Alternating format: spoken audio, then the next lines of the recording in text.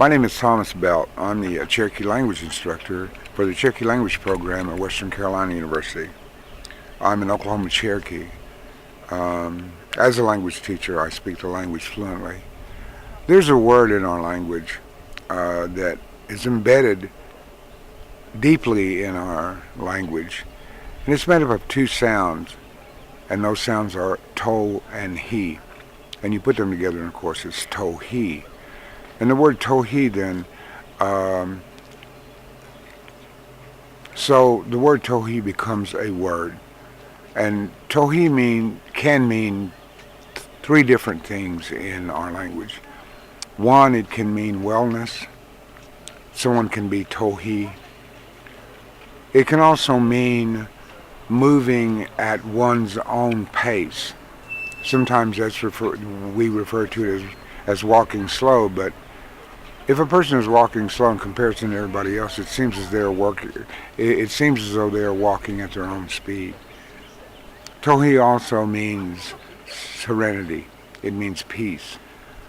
We talk of a time of peace when there is no war, and we will say to-he deha. We are living in to-he. So this word has three different meanings in our language. But it essentially means then that it is the core, the idea of harmony, the idea of wellness, the idea of everything being happy and good. It is the idea of things being natural, of things being at its potential, at its very best. So to-he is a word that means all of those things. And in order to be healthy, in order to move at your own pace, in order for things to be at peace, then involves a way of thinking, and it involves a concept of the way life should be. So in Cherokee we say to-he for things that are eternal, for things that are healthy, for things that are at peace. That is what to-he means. I feel real privileged this afternoon to be a part of this and to be asked to be here. In the confines of the walls that we have around us, you who are in here, we're an accumulation of an incredible depth of wisdom, an incredible depth of knowledge, an incredible depth of human history. If we just looked around and looked over our shoulders and looked back and forth, you see a lot of people here who are holders of all of that, if not holders of things that come out of the past and holders of things that are going to be used in the future. And it's it's an incredible privilege to be seated in the same room with you all. I haven't been advised to, or I've not been asked to carry on the responsibilities that are afforded someone who is called upon to be to serve as a diplomat of sorts in the greeting of people and visitors. I haven't been told that. I haven't been given that responsibility. But on a personal level, I want to welcome you all as Mr. Young. I haven't spoken with you yet much, but my great friend, Ms. Joe, I spoke this morning. I want to welcome you all then here to these mountains, to these streams, to these places where our people have lived for millennia upon millennia. It is said that these are, if not the oldest, the second oldest mountains in the world.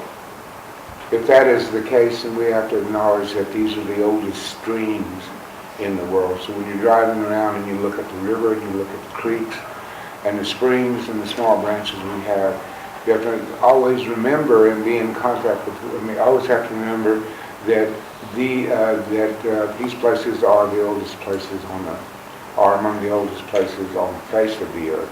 So that is how far we want to think that we've always been here. That is how far we have been told we have been here. This is all we have to know. This is all we have to know. We don't have to put a time limit. We don't have to put a time frame on it. We don't have to mark it as 8,000 years or 10,000 years or 15,000 years. We only have to know what we've been told to understand why we're here. I don't know if I've told this story before, but the story of Red Jacket of Seneca's, I think, who was meeting with, who was in a peace council and was asked about the differences in humans and why this American colonialists asked him why he thought they were so different, you know. And he said, it's because your grandchildren will, and pointed to the moon, which was visible that day, and said, it's because the reason why we're different is because your grandchildren will someday want to go there to find out what's there. And my grandchildren will never want to go there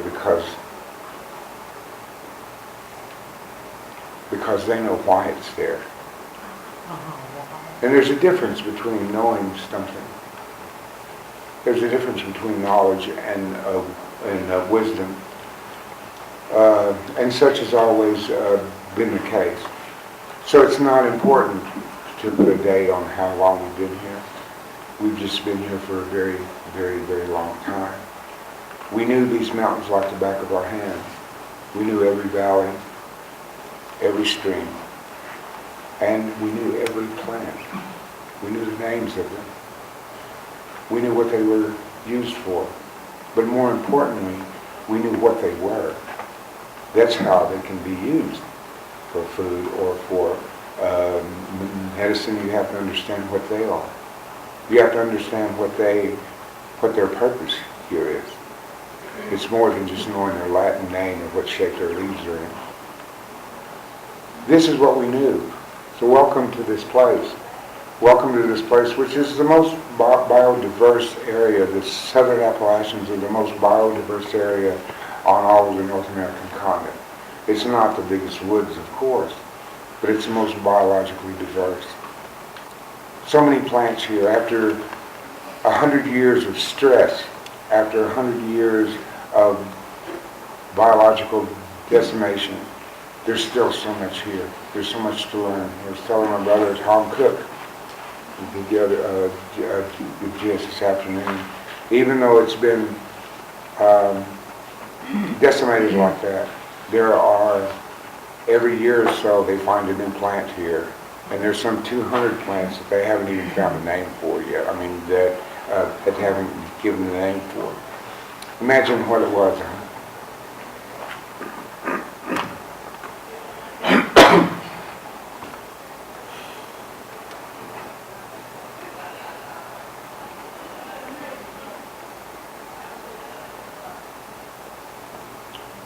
Imagine what it was not very long ago. This is the world, this is the place that you come to. This is where all of that existed. And the knowledge and the wisdom that goes along with that is sometimes known and sometimes unknown. But there is a lot of it that has been stored, that has been kept in journals by people who weren't even native, who weren't even Cherokee, who were not members of the First Nations tribes, who were not Iroquois, who were not any of the tribes that we recognize as tribal people. And this knowledge, then, is something that we have to be very careful about. Because this knowledge is not just something that's written on paper. It's not just the words of someone who passed long ago. It's not just an idea that comes to us from the past.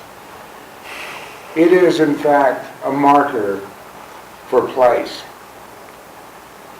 If it comes of that language, if it is written of that language, then it was born of this place. And in the case of the in the case of the Cherokee here, these things that are written, anything that is written, any artifact, any kind of relic, any kind of thing that belonged to our people who lived in these mountains, it's not just an artifact, it's not just a pad, it's not just a pen. It designates place. It was born of this place. It was born of these mountains. And when we see it, and when we recognize it, and when we know what it is, it tells us who we are. It tells us where we come from. It tells us what our purpose is. It is, in fact, like everything that we look at, it is our deed. Just as in the modern government or in this society, you can go to a courthouse and get a deed to something that you own, a land, your car, and you get a piece of paper that says it belongs to you. Every artifact, every journal, every piece of paper that has been written about those kinds of things pertaining to our tribe, that is our deed. That tells us that we were here.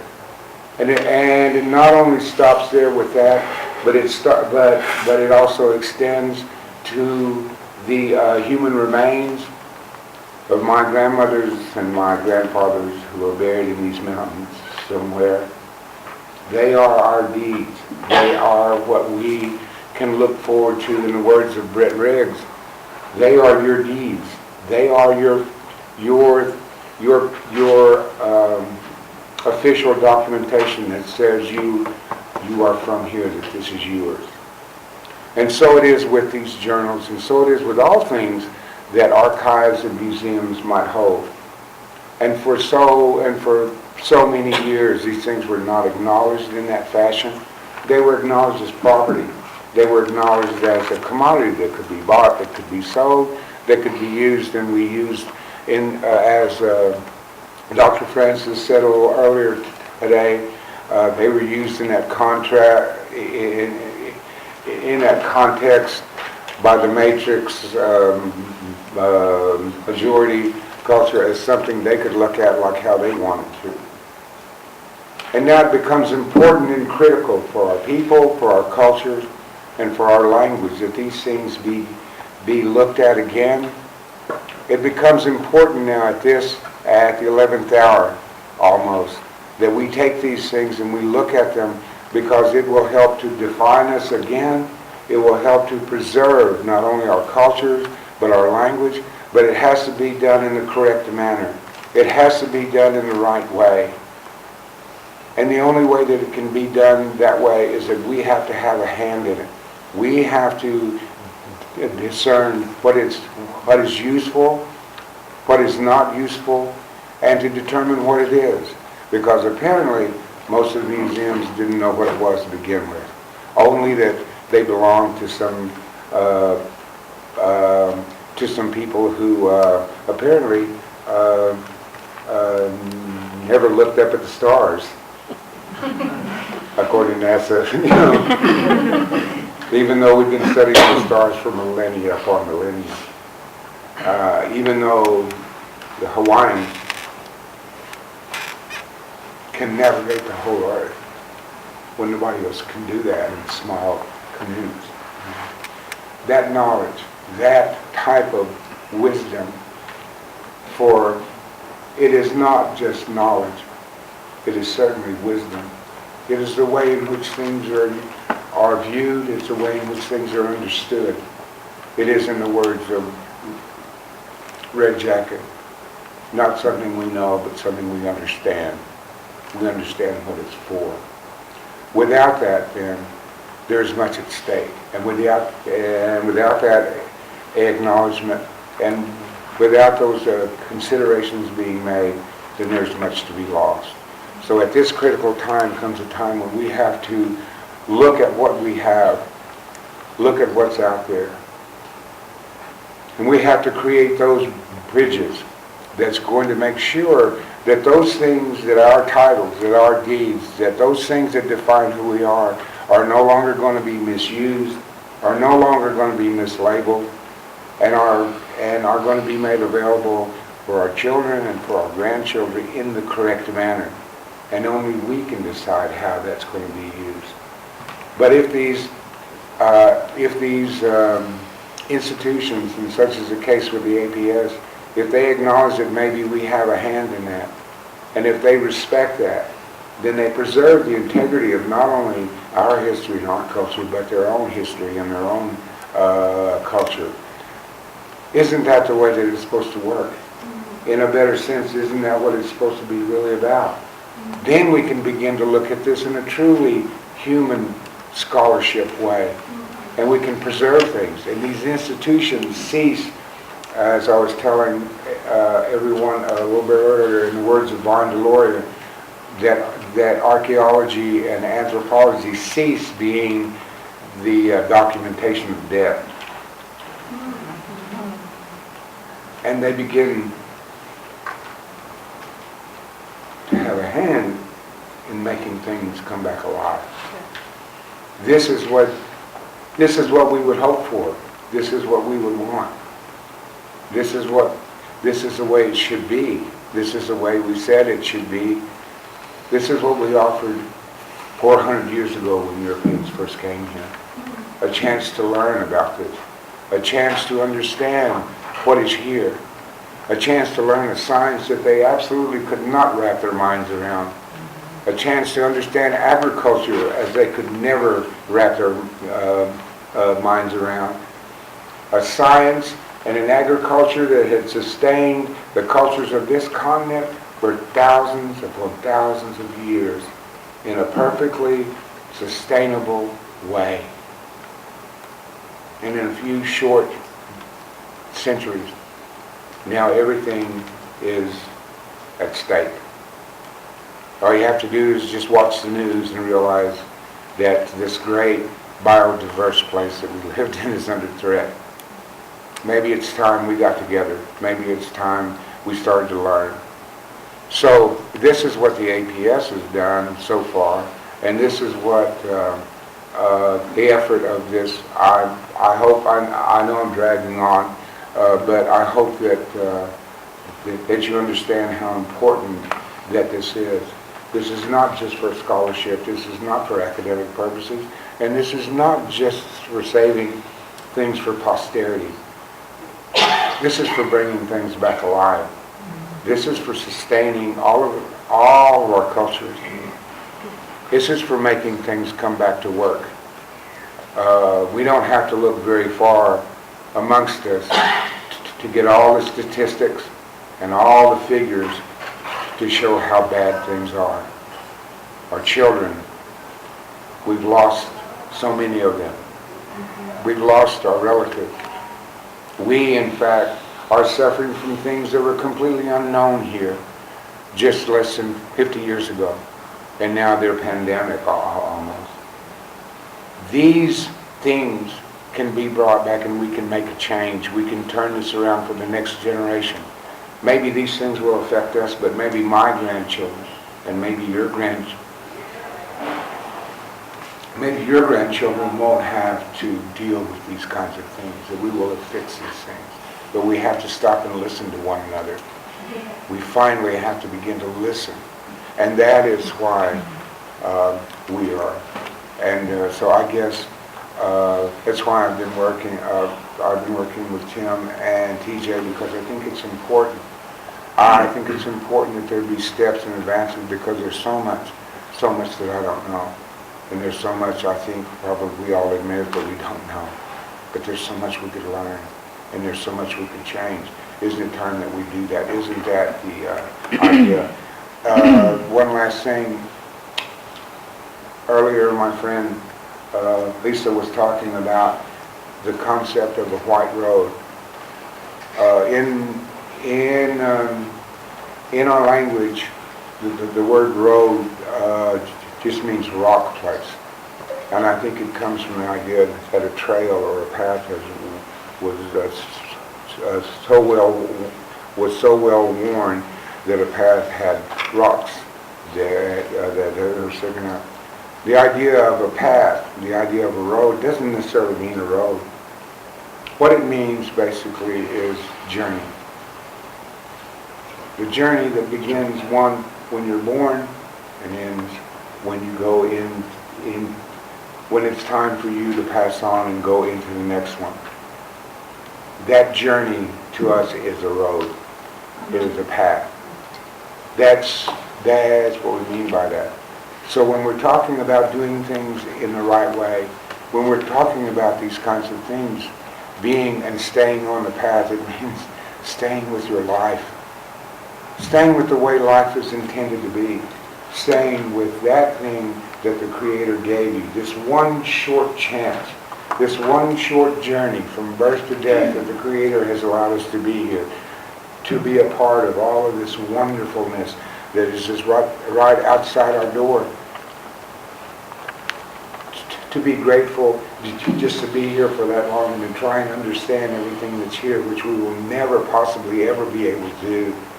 But maybe in our lifetimes just understand a little bit of it. Enough to know, enough to begin to appreciate what life means. The life we see in ourselves, the life we see in our children, the life we see in our friends and our relatives. Just enough so that we can even just know that. That is the purpose of doing things the right way, because you can't see it any other way.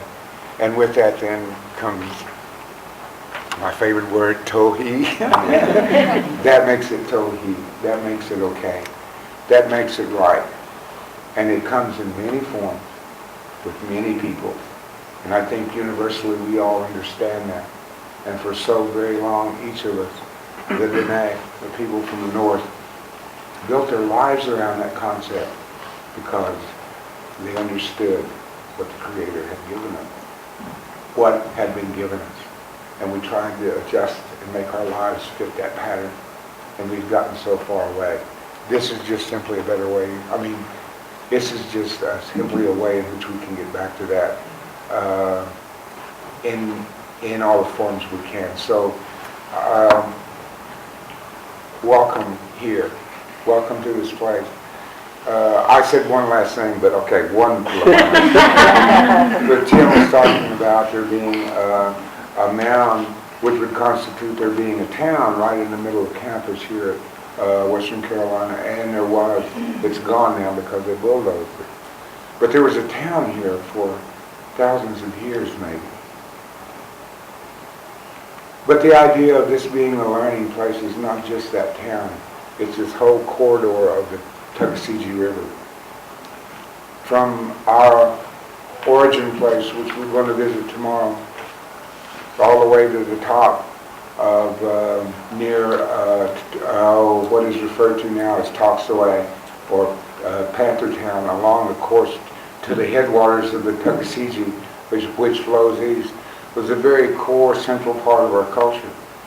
Everything that was Cherokee that we followed, everything that we knew about foods and medicines and things, we learned here.